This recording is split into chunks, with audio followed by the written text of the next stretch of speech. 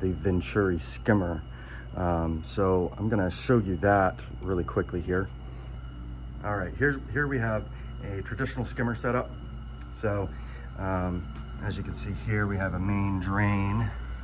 Try and get a good angle on that here.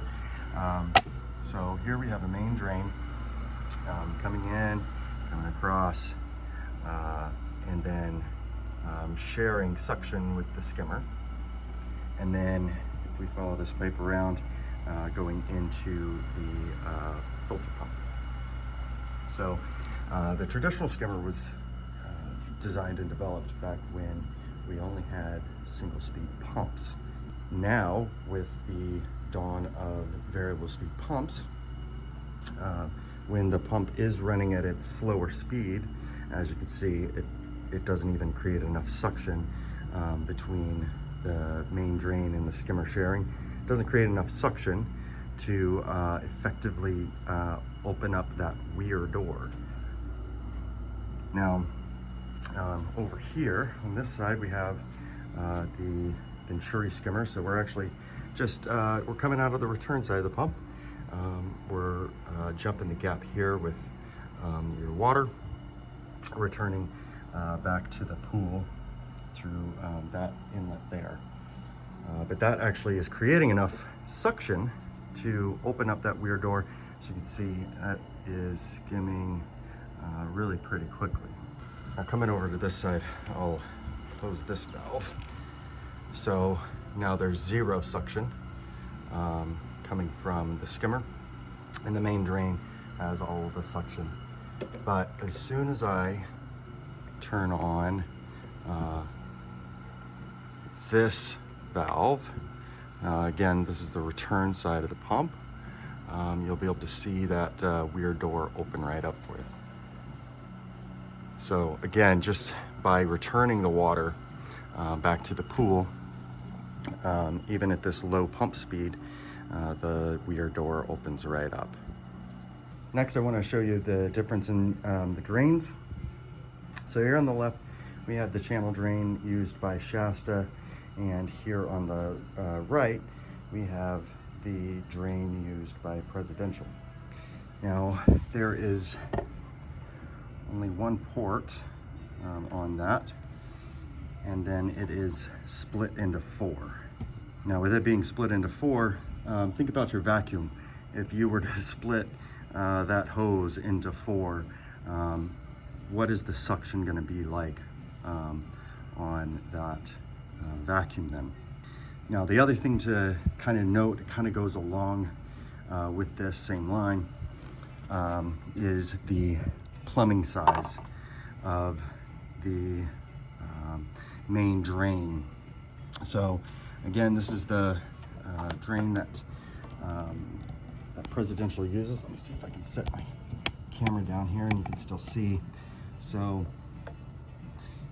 this is a 2-inch pipe, and that fits snugly in there.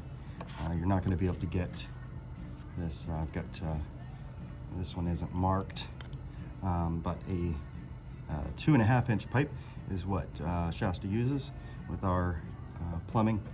We want to take as much strain off of the pump as we can.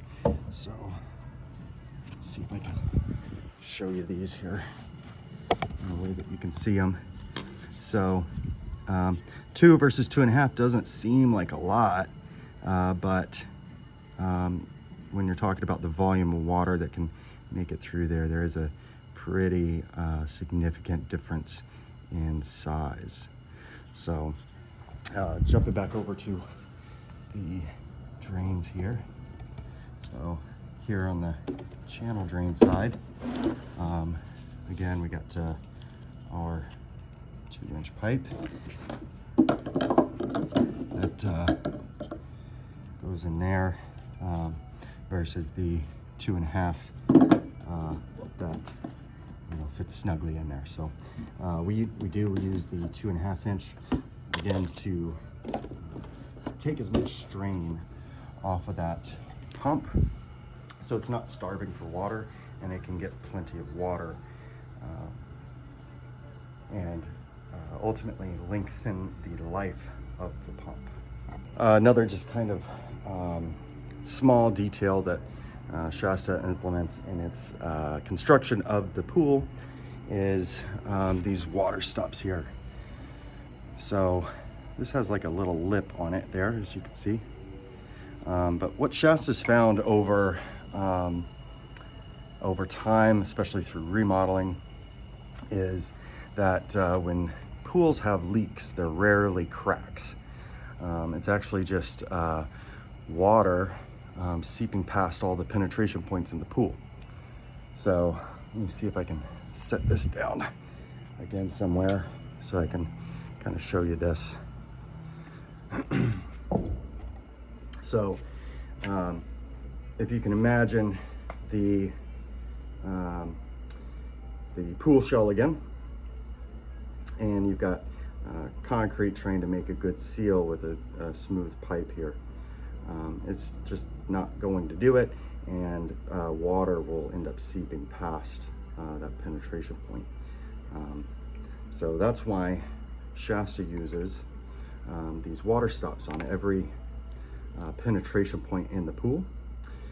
So you would have the concrete shell capturing the pipe here. We put the water stop on, and then we cover that then with interior finish.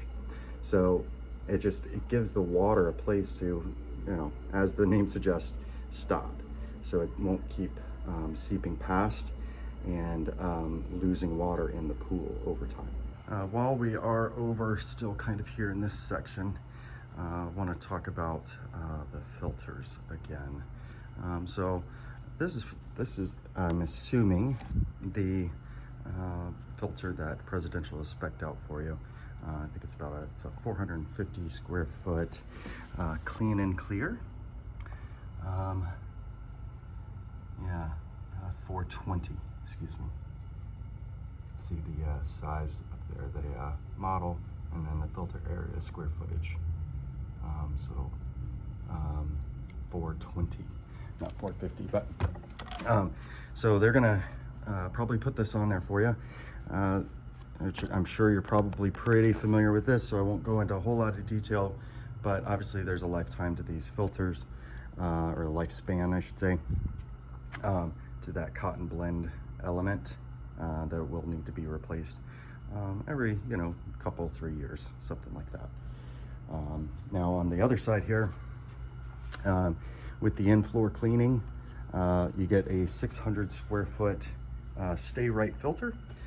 So it is a premium brand of Pentair's that implements, it's a polyester filter. So Stay Right says it'll last 10 years. And that's relatively significant in comparison to the 2 to 3. Even if you don't get a full 10 years out of it, it's still significantly longer. Now the other part to the in-floor cleaning system we talked about was the Cyclone that we're offering you. So this is the Cyclone. Try and get, yeah, there you go. See the whole thing here.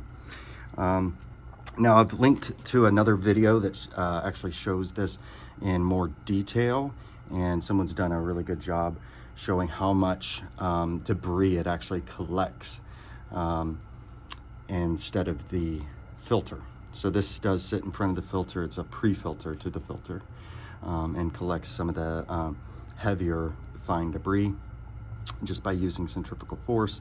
It slings out that heavier debris, and then it collects here in the basin. There's a max mark here. Yeah, you kind of see that there.